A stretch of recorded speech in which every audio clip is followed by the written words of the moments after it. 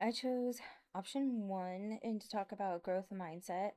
I have noticed that my students, they have little to no confidence in their ability to do the work that we do in class, and I feel like this is the majority of my class.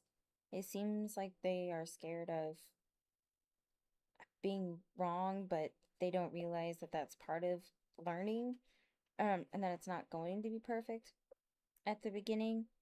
Since they don't want to fail, it's like they don't even want to try. So they don't want to use like their problem solving skills. Um, so with this plan,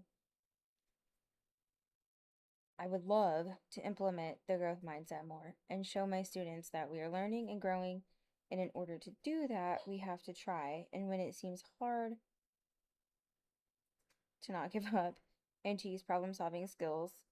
Um, and to practice the material that we're learning, that we're going over.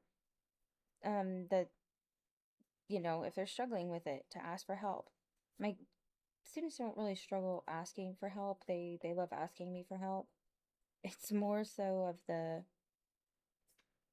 almost like they want me to do it for them and they don't want to try to do it themselves.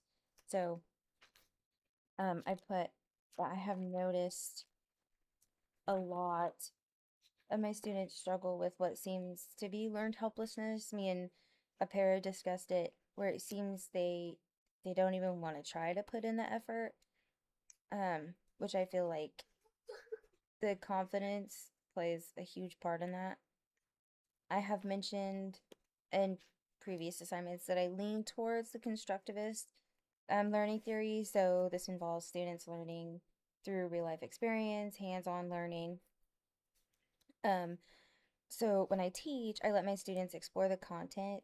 If I can find manipulatives for whatever I'm doing, I will try to get it because my kids, they have to see that and put the words with what we're talking about. If I can't, I have my students, or if I can't find manipulatives for that, I'll have them write it out on their dry erase board, or I will have them do something to that effect where they can get that, where they can get both. Um, but I also invite my students to share a different way that we can either use the materials or come up with a different way to get the answer about the content we're discussing. I also have my students reflect on what we've learned during that subject, usually at the end. And um late this is new. Usually I have them share it with me, but lately I've been having them discuss it with a partner, and also discuss how it can be used outside of school. Like how are you going to use this later? Why is it important to know? In the book, Hoy and Hoy they state that a classroom climate should show that mistakes are natural and valuable.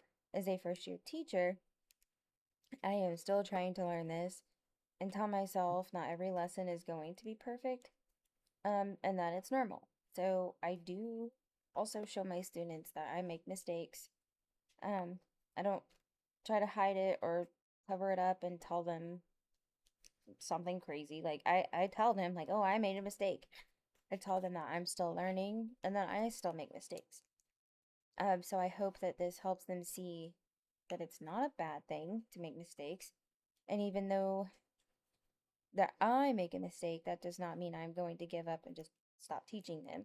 So they need to just not give up, and try.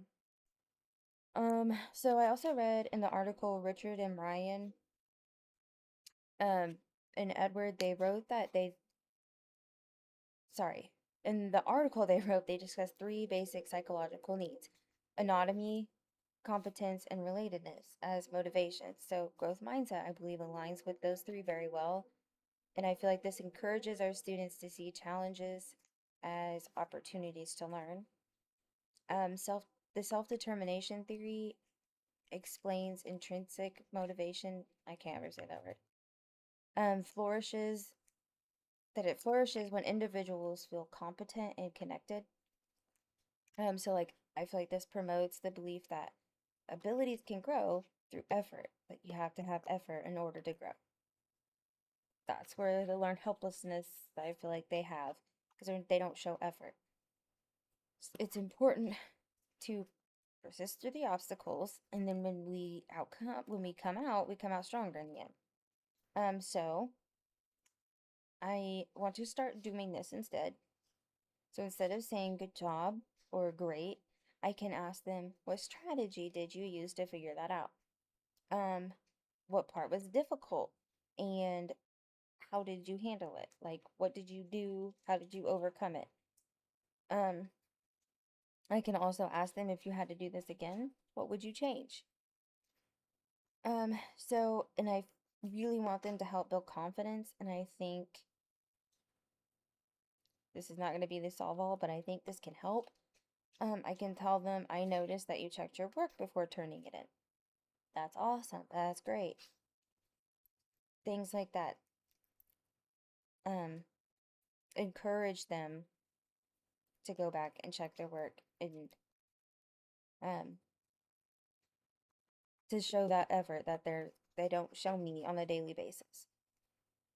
So to encourage self-monitoring, I can tell them, pause, ask yourself, does this make sense? I actually have started using this a lot in morphology, and then explain your thinking. Turn to a partner, explain your thinking. Why do you think that? And I think starting to ask them those things, that it would help them a lot. Hopefully build their confidence and want to actually put forth that effort that I don't see every day. Um, and that's it.